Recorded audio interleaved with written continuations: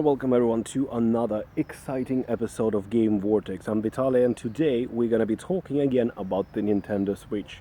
Now that the dust has settled and a lot of things came out, I've been doing a lot of research today. I was watching interviews, analysis, reading press releases, following up on all the updates from Nintendo Switch, and I decided to make this video. And I actually think that Nintendo Switch had a great amount of excitement built after the October release trailer that we had, and that got me sold on it.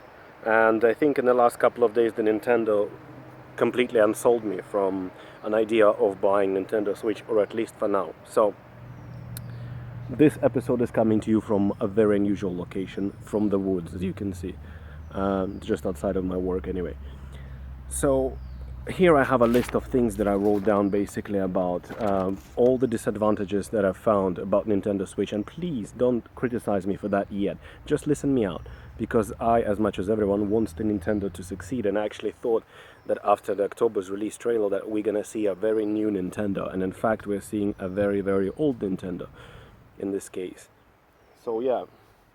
Let me just quickly run down you through a few things. I've also enjoyed watching Digital Foundry's hands-on videos that released a lot of interesting information here about the Nintendo Switch. So let's dive into it straight away. So first of all, you already probably guessed that Nintendo didn't go into details, but the console is really underpowered. It's really underpowered. Now the thing is, here is also bad marketing, because if we consider it as a handheld, then it's a really good console. It's really powerful. But the Nintendo keeps pushing the agenda and saying that this is a home console first of all, and that's where the problem comes in. Basically, in both the tablet and as well as TV mode, there's been a lot of problems in terms of performance. The textures look washed out. The frame rate is not solid. Even in the even in the TV mode that you've seen already, graphically not intensive games like Bomberman reach only 30 FPS and running at sometimes at 720p. The best example that I've seen, some games of Mario Kart port, Mario Kart 8 basically runs in 1080p, 60 FPS if I'm not mistaken. But there's a lot of games that actually run at 30 FPS, 720p or 900p, which is in 2017 is really a bit disappointing, to be honest. It's definitely got more power than the Wii U, but not much. And that can be a problem, because when you take the console out and play it in a tablet mode, this is where the performance dips even lower because of the downclocked CPU and GPU. So basically, yeah, low resolution textures. There's been a lot of problems as far as I've heard from some games that looked very washed out. Hopefully that can be addressed with patches and stuff like that. And Bomberman, by the way, is not very graphically intensive game. It's just like a mini game, right? Yeah, it's got explosions, effects, and things like that, but it's not a graphically intensive game, and to be able to run it at less than 1080p and 30 FPS is a bit of a disappointment to me. Now, okay, Super Street Fighter 2, $40. Seriously, for a game, for that game, $40. And if you didn't know, yes, it's got extra characters and a story mode, but if you didn't know, this is the same version of the game ported from Xbox Arcade. From the Xbox Arcade. Same exact version with just a few extra characters and a story mode. $40 flipping for that game. 40. They're just really going off the rails.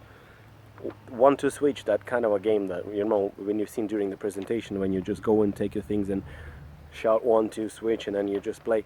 That could have been easily a pre-installed or a packed-in game, because it's from Nintendo itself, and strictly if you only have 3 games releasing on the console's release, $40 fucking as well for that. Should have been free. $40 for that game. Seriously. What else do we have here? Of course, the accessories. The accessories is just nuts. It's completely insane. An extra dock for a second TV, so if I have one downstairs and one upstairs in my bedroom, $90. 2 Joy-Con controllers if you want your kids or your wife to join you along, or your husband, whoever that is, $85. $85. Each one of those is $50 if you want the left or the right. listen, like for example, I enjoy, like my wife would probably enjoy playing because she likes playing games as well, my daughter. So that means, let's say I have one TV in my bedroom and I have one TV in the living room.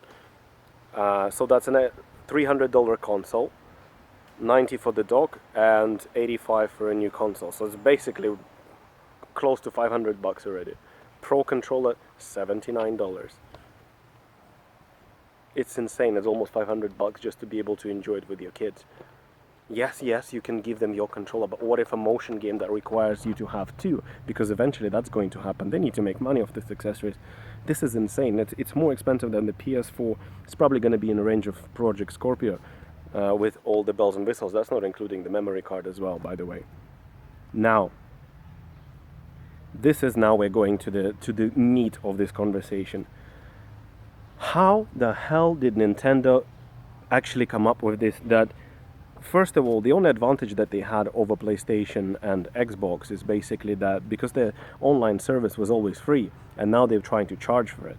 So the thing is, they said, okay, we're gonna run it in a trial until Christmas. But if you look at the chart that they released, there is fuck all there. There's nothing there to be excited about. That's why they're not charging, because the features that you might get excited are only coming once in Christmas time, somewhere around the end of the next this year. That's when they start charging. So you basically trialing just nothing. So when the actual features will be introduced, you have to start paying for it straight away. And this app that they're tooting about, well, we wanted to make Switch a portable experience. Well, you were saying in all your marketing and stuff that this is first and foremost a home console. And this is a problem that I'm having, is that you have to have an app on your mobile phone device in order to invite your friends or schedule appointments or even chat or do the voice chat. How fucking backwards is that? I just don't understand. Whoever thinks that's a good idea at Nintendo or anyone else, you must be delusional. You must be delusional. Why can't I plug in the headphones into my Switch and be able to voice chat there? Why do I have to worry about another app on my phone that will drain battery for sure? So let's see. I'm sitting and playing with my Switch. Let's pretend this is a Switch, yeah?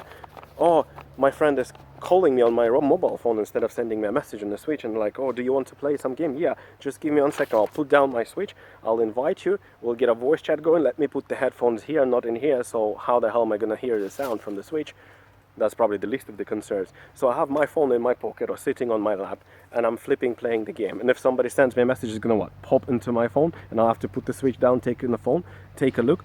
That is just insane. I don't know if that was just to save the battery life, or was that just to save the power, the more power, give more power to the console so that it's not taking up the CPU and GPU, whatever it's going to use, or RAM, you know. But it's insane. It still has to connect to Switch somehow, Bluetooth or something, and that's going to be another battery hog on your flipping phone. This is just ridiculous. It's 2017, Nintendo. 2017. Next thing. Now, as you know, the PlayStation gives you free games every month, and also the Xbox Games with Live give you free games. As long as you subscribe, you can keep them. Even the month changes, the game is yours as long as you keep paying subscription. Even if you stop paying, you can go back to pay it again. You still have it in your library. Now, this thing, they're going to give you games as well, and apparently it's going to be NES and SNES games only. And the worst part about it is that you don't get to keep the games. So they will give you games every month, right? And it will be free during that month. So it's like a trial or a beta, whatever you want to call it. It's a demo, basically. So if you really like the game and the 30 days finished, you're losing it. You have to buy it. And I'm sure it's not going to be cheap, judging by the Super Street Fighter 2 price. Yeah, I mean, this is pretty much what I found. I mean, there's constantly stuff coming out, just more and more. And Reggie was defending, I don't even know. He was like, I'll link that comment below somewhere. He was saying about the app, that voice and stuff, that this is the breakthrough. This is like how we invite portability, and this is why we're charging for online, because we give you this premium app that you have to pay for as well, by the way, to be able to do voice chat and stuff like that. So I mean, come on, Reggie, you just bake that stuff right into the Switch. From what I've seen, there was a 5 or 6 second interface walkthrough. There was like 5 icons on the bottom. It doesn't seem that the console by itself will be able to do much. And of course, if you look at what they allow you to do with and without online, it's like a tick that you will be able to access Nintendo eShop. I bloody hope you want me to, because otherwise I'm not buying games. And speaking of which, the launch lineup looks 1-2 Switch, ARMS coming a bit later than that, Zelda, Mario Kart in April, and that's about it. And then if you want a Mario Odyssey, you have to wait another 6 months. We have FIFA, which is definitely not real FIFA. It's not FIFA 17 or 18 and like that. It's going to be like castrated version, most likely. I'm worried. I mean, I might pick this up somewhere around Christmas, see when the dust settles, and yeah, I'm very, very disappointed. They actually unsold me on the whole thing. I was so excited. They had so much hype going. They just could have harnessed that and just knocked it out of the park easily and end up being this. So yeah, this is everything I have to say, but obviously I'll make another video about cool things that I am still excited about Switch. And that means it's basically what I wanted. It's the portable console that is actually powerful enough that what a Vita 2 should have been, and I really wanted that to happen. I know they'll still squeeze out some juice out of it, because if you can see, Vita's severely underpowered. Hardware could still produce games like Guerrillas, you know, Killzone Mercenary, that looks just amazing and runs at solid 30 frames per second. So yeah, thank you very much for staying with me. I apologize for the setting. I mean, this is the most quiet place outside of my work that I could find. And please subscribe to this channel, help me grow. There's a button there and there's a button here. And let me know in the comments what do you think about everything that is coming out about Nintendo Switch, and if you are a bit disappointed or still excited about everything there. I'm gonna sign out and go because I'm being eaten by red ants here, and I wish you all a good day, and I'll see you on the next episode of Game Vortex.